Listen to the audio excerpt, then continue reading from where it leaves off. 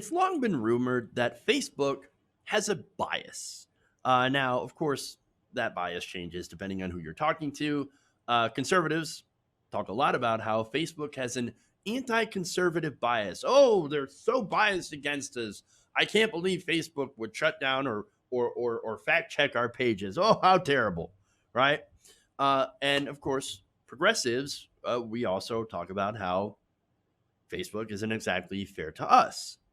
So now there was some research that was done about this, and there was a story in BuzzFeed actually, which details that well, it turns out progressives happen to be right.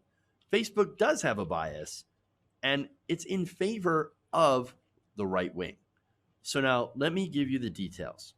Now, right wing pages are apparently often far larger and more prevalent on Facebook, right? And they're more featured in the algorithm. They reach more than left wing pages, and that's fine, right? If it was just a free market of ideas, then okay, you could accept that there's a lot of people on Facebook that happen to be right wing or see right wing views. But in reality, again, there are reasons for that that are not exactly, well, organic, right? So now, in this report, BuzzFeed writes that some of Facebook's own employees gathered evidence they say showed Breitbart, along with other right wing outlets and figures, including Turning Point USA founder Charlie Kirk, Diamond and Silk, and conservative video production nonprofit PragerU, has received special treatment that helped it avoid running afoul of company policy when it comes to spreading misinformation. Fascinating. Now, they see it as a part of a pattern of preferential treatment for right wing publishers and pages, many of which have alleged that the social network is biased against conservatives. So, what do we mean by preferential treatment? Well, in the case of misinformation on the platform, it turns out that if you spread misinformation too much, you can get strikes. So, you publish something that's not true, an independent fact checker comes in and they say, oh, wow, no, this is false. You get too many of those strikes, and Facebook can demonetize you, deplatform you, um, or at the very least, limit how many people that you reach with that disinformation, as well as, of course, flagging your article or whatever, your editorial or your video with a mostly false or half true or whatever, right? Ranking. So now, according to a Facebook spokesperson, however, no, this is not happening. In fact, they say, quote, when a fact checker applies a rating, we apply a label and demotion, but we are responsible for how we manage our internal systems for repeat offenders. We apply additional system-wide penalties for multiple false ratings, including demonetization and the inability to advertise unless we determine that one or more of those ratings does not warrant additional consequences. And so they explain how that system works.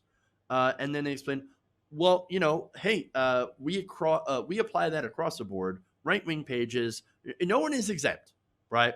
So we treat all pages, whether they're conservative or liberal, exactly the same.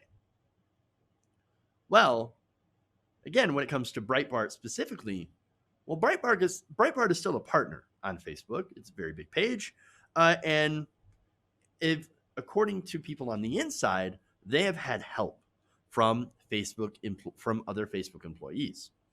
In fact, on July 22nd, a Facebook employee posted a message to the company's internal misinformation policy group, noting that some of the misinformation strikes against Breitbart had been cleared by someone at Facebook acting on the publication's behalf.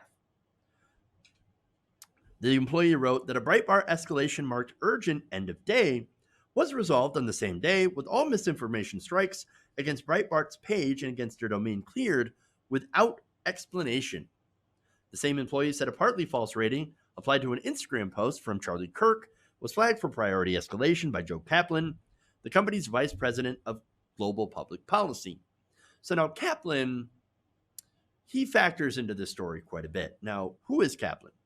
Well, he was a former George W. Bush administration alum who drew criticism for supporting Brett Kavanaugh's nomination to the Supreme Court. So we know where he lies on the political spectrum. And so if he is making these decisions on clearing misinformation strikes on right-wing outlets unilaterally, by the way. Well, that's problematic, okay? Because then you've got this guy that's the arbiter, basically, of what is true and what is not true on the platform. And so that people, if it's misinformation, cannot see that it's misinformation because, well, hey, look, it serves my political agenda.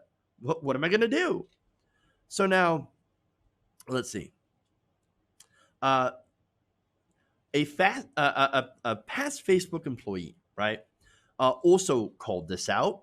They have expressed, this is Yael Eisenstadt, Facebook's former global election ads integrity lead, expressed concerns with Kaplan's influence over content enforcement decisions.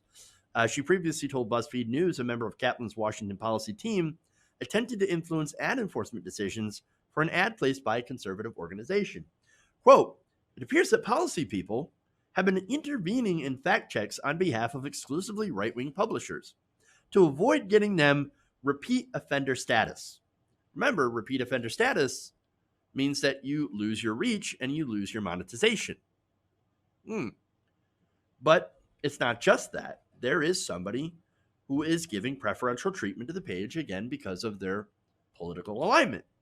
That's bad enough. But now, also, according to this report, and former people at Facebook, former and current employees, actually, if you if you talk about it, right, raise the alarm, you're going to get punished. Individuals that spoke out about the apparent special treatment of right-wing pages also faced consequences. In one case, a Facebook engineer, a former senior Facebook engineer, collected multiple instances of conservative figures receiving unique help from Facebook employees, including those on the policy team, to remove fact checks on their content. Facebook removed that post because they said it violated the company's respectful communications policy. Okay. Furthermore, after an engineer's post was removed, the related internal tasks he'd cited as examples of the special treatment were made private and inaccessible to other employees, including according to a workplace post from another employee. That person was eventually fired. News of his firing caused some Facebook employees to say that they now fear retribution for speaking out. One person said they were deleting old posts and comments, while another said that this was hardly the first time the respectful workplace guidelines have been used to snipe a prominent critic of company policies/ethics. He was a conscience of the company and a tireless voice for us doing the right thing, said another employee. The terminated employee declined to comment and was asked not to be named for fear of further retribution. The internal evidence gathered by the engineer aligns with the experience of a journalist who works for one of Facebook's fact checkers, right? And so, again, Facebook has fact-checking partners. One of them includes the Daily Wire, but also PolitiFact as well. So now, they told BuzzFeed News that conservative pages, often when they are hit with these misinformation strikes, immediately call them directly to complain to the company. Quote, of the publishers that don't follow the procedure, it seems to be mostly ones on the right. Instead of appealing to the fact checker, they immediately call their rep at Facebook, so literally calling the manager, like a Karen. And again, this journalist, by the way, declined to be named because they were not authorized to speak publicly. But this was their experience. When they do call into Facebook, they immediately say censorship, First Amendment, freedom. I think Facebook is a bit afraid of them because of the Trump administration. So that's part of it. Now, the other part, of course, is money. But again, here you have these right-wing Facebook pages that get hit with the misinformation from an independent fact checker, right? They're not happy with that.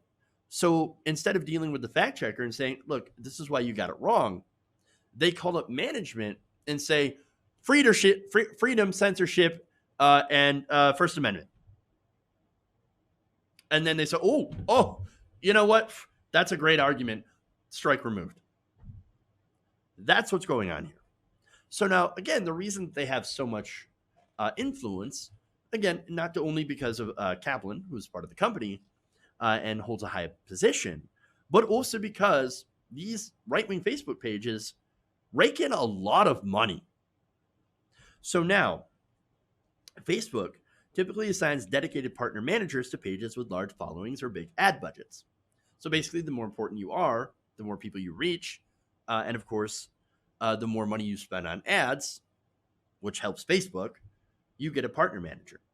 And so, to an extent, that makes sense, especially when it comes to to bigger pages, right?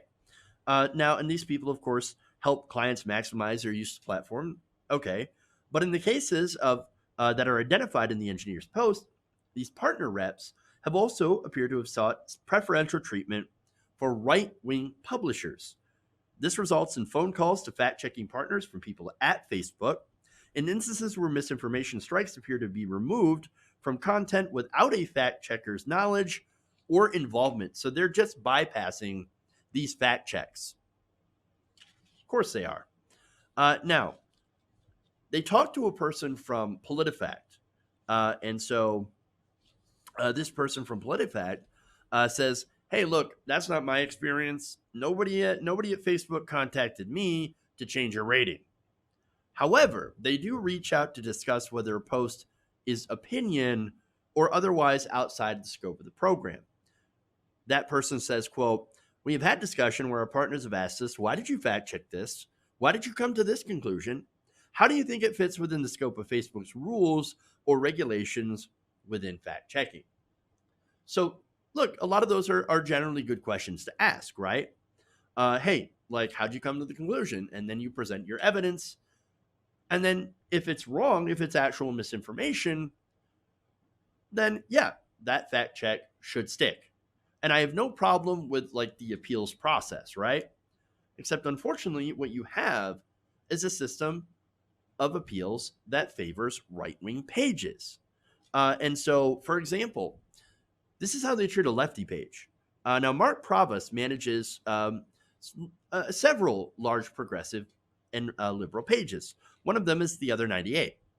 Now, he said that his Facebook partner manager is far less responsive than what the Facebook employee documented for Provost counterparts in the right wing. And he is not aware of any case where Facebook contacted a fact checker on his behalf. So, wait, he says, quote, we don't get a message back for 10 days. I imagine the right wing is getting a way better deal. Yeah. Not only that, but The Other 98 page is currently at risk to be deleted because of having 3 strikes, deplatformed. Now, one of them was allegedly for hate speech. However, when contacted, when they try to figure out, hey, what post is that? So that, we can go through and we can challenge that, Facebook won't tell them. Huh. Now, his partner representative says, oh, don't worry, we'll look into it. But that was over a week ago, and he had not received an update.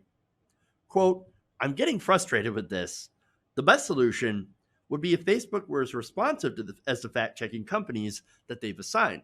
So there's a difference, right? Facebook itself favoring the right wing, not representative. The fact-check companies, however, I should say the fact-check partners, right? They immediately get back to you. So now, Provost said that those partners are very easy to deal with when he contacts them to dispute a rating. In some cases, he provides additional proof or his claim to get his rating changed. In other cases, he corrected the post and the false rating was removed. That's how it's supposed to work. But, and the reason, of course, that I agree with that's the way that's supposed to work, because we actually do care about facts. We don't want to spread misinformation or disinformation. That's different from the model of the right wing. They intentionally spread disinformation in order to, again, push a certain political narrative. And there's a difference between pushing disinformation for your perspective and actually pushing your perspective to try to win a political debate. So, all right. Now, the fact checker who spoke to BuzzFeed said that most page owners follow the policy and contact them to dispute a rating, but in some cases, they do hear directly from Facebook and from a partner manager specifically assigned to work with fact checkers They will ask us, could you take a look at this again? Are you sure? The checker said. In other cases, though, it didn't even get to that point. Facebook will itself quietly remove a fact check. One post, for example, is from Diamond and Silk. They wrote, how is allocating $25 million in order to give a raise to House members that don't give a damn about Americans going to help stimulate the American economy? Tell me how. Hashtag put Americans back to work now. Lead Stories, a Facebook fact-checking partner, rated this false. Diamond and Silk followed the proper procedure and appealed directly to Lead Stories.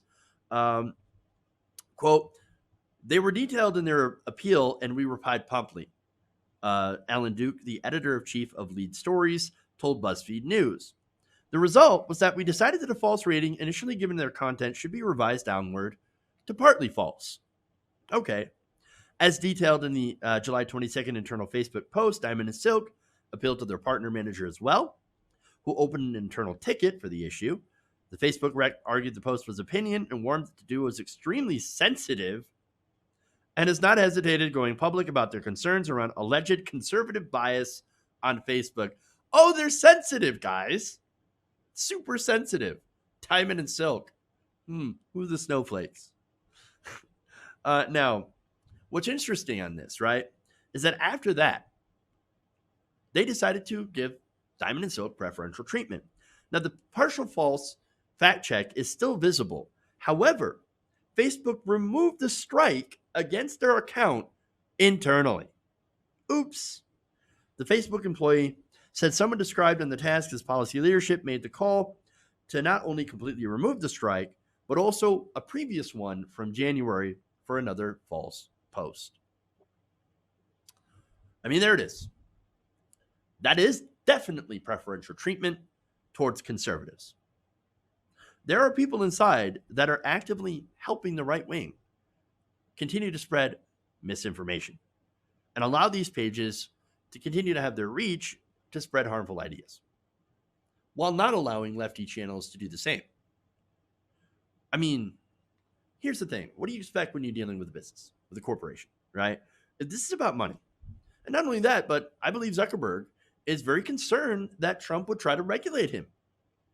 And so, I mean, look, a lot of this is because they're conservatives that don't want to get challenged on their bad ideas. And they're using snowflake Karen behavior to whine and cry until they get their way. Progressives, however, look, when we get it wrong, we go, okay, we got it wrong.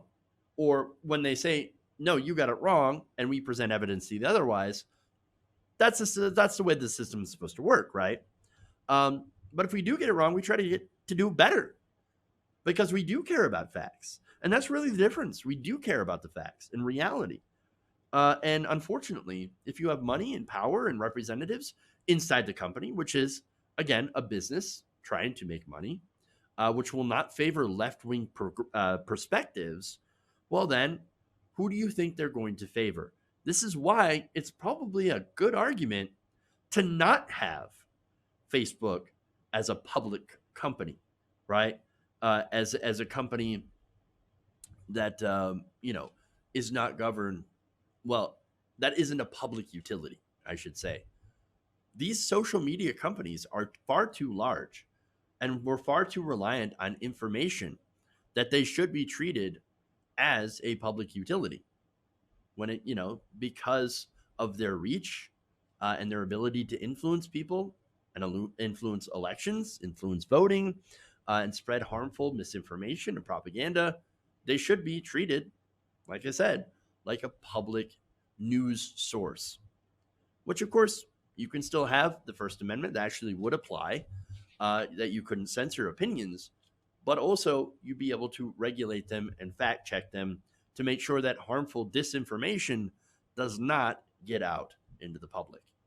And so that's what's important about that. But here we go. Unsurprisingly, another conservative talking point has been completely obliterated.